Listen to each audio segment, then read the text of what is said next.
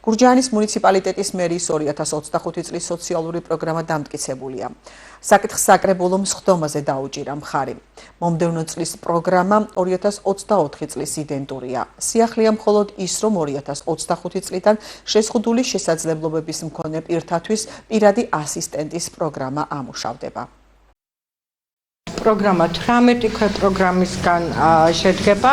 უკვე საფინანსო სამსახურმა წარმოადგინა როგორ არის ეს ქვეპროგრამები ჩვენთან წარმოდგენილი, ბიუჯეტიც უკვე განხილულია და თქვენ გაცნობილი ხართ და მე დავამატებდი ერთს, რომ ცვლილებები 2024 წლის პროგრამასთან მიმართებით არ ყოფილა, არ გაგვიხორციელებია და ამიტომ ისევ რჩება როგორც 2024 წლის. ერთს აღნიშნავდი, რომ მოსახლეობაში პროგრამის ცნობადობა ნამდვილად გაზრდილია, მომართვიანობაც გაზრდილია და შესაბამისად, რა თქმა უნდა, მოსახლეობა უკეთესად არის დაკმაყოფილებული საჭიროებების მიხედვით და მათი კმაყოფილებაც ყოველთვის არის გამოხატული. პერსონალური ასისტენტის სერვისი მომსახურების მიმღები პირის ინდივიდუალური საჭიროებებისა და სურვილის მიხედვით შეიძლება მოიცავდეს კბების, საკუთარი თავის მოვლის, ჩაცმის, სახლის საქმის, საყიდლების სიარულის, მობილობისა და კომუნიკაციის, ჯანმრთელობის დაცვის, რეაბილიტაციის და განვითარების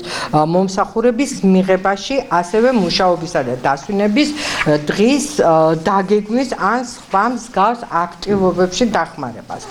პროგრამით დადგენილი მომსახურების მიმღები პირი არის მუნიციპალიტეტში რეგისტრირებული და ფაქტიურად მცხოვრები 18 წელზე მეტი ასაკის შეზღუდული შესაძლებლობების მქონე პირი.